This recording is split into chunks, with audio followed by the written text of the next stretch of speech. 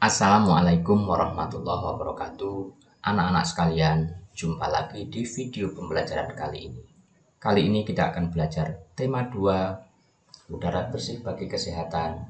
Subtema 2, pentingnya udara bersih bagi pernapasan. Dan kita sampai di pembelajaran 3. Seperti biasanya, sebelum memulai pembelajaran, marilah kita berdoa dahulu dengan membaca basmalah. Bismillahirrahmanirrahim. Baiklah, siapkan diri kalian. Pada pembelajaran 3 ini, muatan pelajarannya ada 3, yaitu PPKN, Bahasa Indonesia, dan IPS. Serta kompetensi dasarnya masih sama seperti di pembelajaran sebelumnya. Adapun tujuan pembelajaran dari pembelajaran 3 ini ada 5. Silahkan dipahami dan dibaca sendiri. Kita lanjutkan. Pada hari Minggu, warga di daerah tempat tinggal Edo mengadakan kerja bakti. Mereka membersihkan sampah-sampah yang menumpuk. Selama ini, bau busuk dari tumpukan sampah telah mencemari udara di lingkungan tempat tinggal itu. Warga harus menutup hidung saat melewati tumpukan sampah yang membusuk itu. Sebelum melakukan kerja bakti, seminggu sebelumnya warga bermusyawarah untuk mencari pemecahan dari masalah sampah. Selain menggunung dan berbau busuk, kadang-kadang tempat sampah itu terlihat berantakan karena ada beberapa orang yang berusaha mencari botol-botol bekas untuk didaur ulang. Akibatnya, pemandangan dan udara di lingkungan sekitar tempat sampah jadi kotor dan bau. Setelah bermusyawarah, warga mendapat sebuah penyelesaian.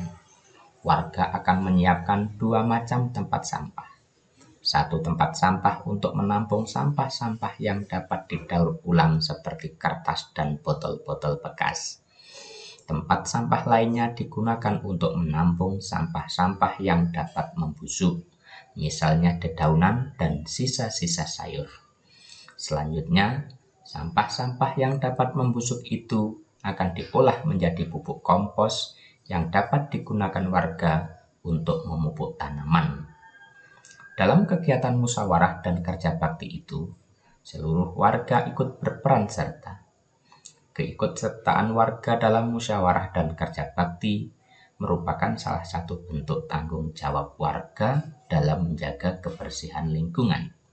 Nah, anak-anak, berdasarkan bacaan di atas, kalian diharapkan mampu menjawab pertanyaan-pertanyaan dari bacaan yang berjudul kerja bakti dengan kata tanya apa, di mana, kapan, bagaimana, dan mengapa, seperti yang tertera di bawah ini. Dan saya jadikan tugas 1 pembelajaran 3, yaitu kalian menjawab pertanyaan-pertanyaan dari bacaan yang berjudul kerja bakti dengan kata tanya apa, di mana, kapan, bagaimana, dan mengapa. Ditulis soalnya dan dijawab. Ini soal-soalnya. Kalian salin di buku tulis kalian. Anak-anak, bacaan yang baru saja kita pelajari merupakan contoh bentuk tanggung jawab warga, yaitu keikutsertaan warga dalam musyawarah dan kerja bakti. Keikutsertaan warga dalam musyawarah dan kerja bakti merupakan salah satu bentuk tanggung jawab warga dalam menjaga kebersihan lingkungan. Pada subtema 1, kalian telah mengetahui makna tanggung jawab dan jenis-jenis tanggung jawab sebagai warga masyarakat. Nah, selain tanggung jawab, kita juga mempunyai hak dan kewajiban sebagai warga masyarakat. Hak, kewajiban, dan tanggung jawab merupakan 3 hal yang berbeda, tetapi saling berkaitan erat satu sama lain dan tidak bisa dipisahkan. Hak dan kewajiban bersifat kodrati, yakni melekat bersama kelahiran manusia. Hak dan kewajiban tersebut harus dilaksanakan secara bertanggung jawab oleh pihak yang bersangkutan. Orang yang tidak melaksanakan hak dan kewajiban dapat dikatakan sebagai orang yang tidak bertanggung jawab. Adapun bentuk-bentuk hak sebagai warga masyarakat itu nanti bisa dipelajari di selanjutnya. Sekarang kita belajar dulu apakah itu hak dan apakah hak warga negara. Hak itu mempunyai arti sesuatu yang mutlak menjadi milik seseorang dan penggunaannya tergantung kepada orang yang bersangkutan tersebut. Dan hak warga masyarakat itu adalah sesuatu yang mutlak menjadi milik seseorang yang berkedudukan sebagai warga masyarakat. Bentuk hak warga masyarakat itu ada beberapa macam. Hak sebagai warga masyarakat: 1. Mendapatkan perlindungan hukum. 2. Mendapatkan pekerjaan dan penghidupan yang layak. 3. Menikmati lingkungan bersih. 4. Hidup tenang dan damai. 5. Bebas memilih, memeluk, dan menjalankan agama. 6. Berpendapat dan berorganisasi.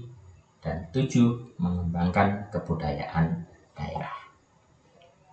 Selain hak, juga ada yang dinamakan kewajiban. Kewajiban itu mempunyai arti sesuatu yang harus dilakukan dengan penuh rasa tanggung jawab. Kewajiban warga masyarakat adalah sesuatu yang harus dilakukan seseorang sebagai warga masyarakat dengan penuh rasa tanggung jawab.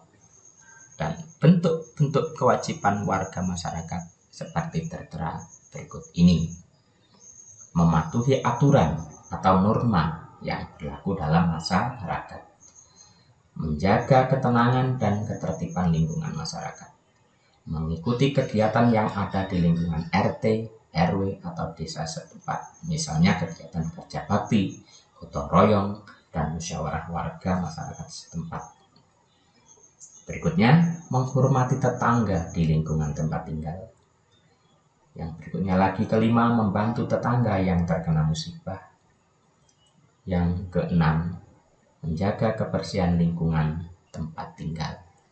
Jadi kalian pahami, kalian hafalkan hak-hak dan kewajiban sebagai warga masyarakat. Nah, anak-anak, itulah tadi penjelasan tentang hak dan kewajiban sebagai warga masyarakat. Sekarang kita lanjutkan materi tentang pengelolaan kegiatan ekonomi. Jenis usaha ekonomi yang dikelola sendiri ataupun kelompok. Jenis usaha ekonomi yang dikelola sendiri. Usaha yang dikelola sendiri disebut usaha perorangan. Usaha ekonomi ini memiliki modal terbatas dan biasanya dikelola secara sederhana. Jenis-jenis usaha ekonomi yang dikelola sendiri itu contohnya adalah usaha pertanian. Berikutnya usaha perdagangan. Berikutnya lagi usaha jasa dan usaha industri kecil. Berikutnya jenis usaha ekonomi yang dikelola kelompok. Usaha ekonomi yang dikelola kelompok dikelola secara bersama, baik modal, pengelolaan, maupun keuntungan. Jenis-jenisnya ada firma, ada persekutuan komanditer atau CV, ada perseroan terbatas atau PT, ada badan usaha milik negara atau BUMN, dan juga ada koperasi. Firma adalah usaha ekonomi bersama yang didirikan oleh sekurangnya 2 sekutu. Pendiri firma biasanya orang-orang yang saling kenal satu dengan yang lain. Setiap anggota firma memiliki hak untuk bertindak atas nama firma. Anggota firma juga bertanggung jawab secara penuh atas risiko kerugian firma. Usaha berbentuk firma biasa bergerak di bidang layanan, konsultasi hukum, dan keuangan. Yang kedua adalah persekutuan komanditer atau CV. CV didirikan oleh sekurangnya 2 orang yang menyetorkan modal. Pada CV terdapat 2 jenis sekutu, yaitu sekutu aktif dan sekutu pasif. Sekutu aktif berperan sebagai investor dan pengelola CV. Sekutu pasif berperan sebagai investor tanpa terlibat dalam pengelolaan CV. Usaha berbentuk CV dapat dikembangkan dari firma. Ini dimungkinkan jika firma ingin memperluas usahanya dan membutuhkan banyak modal. Berikutnya adalah PT atau perseroan terbatas. Adalah usaha bersama yang modalnya berupa kumpulan saham. Saham diartikan sebagai bukti kepemilikan suatu perusahaan atas penyetoran modal. Setiap saham memiliki nilai nominal tertentu. Pemilik saham akan memperoleh keuntungan berupa dividen. Bagi perseroan yang ingin mengembangkan dan memperluas usaha, sahamnya dapat diperdagangkan di pasar modal. Berikutnya adalah BUMN, yaitu sebuah perusahaan yang seluruh atau sebagian modalnya dimiliki negara. BUMN dapat berbentuk perusahaan umum atau perum dan perseroan terbatas atau PT. BUMN juga bergerak di bidang usaha yang bersifat strategis atau vital. Usaha ekonomi yang dikelola kelompok berikutnya adalah koperasi. Di Indonesia, berkembang usaha bersama yang bertujuan menyejahterakan anggotanya. Usaha yang dimaksud adalah koperasi.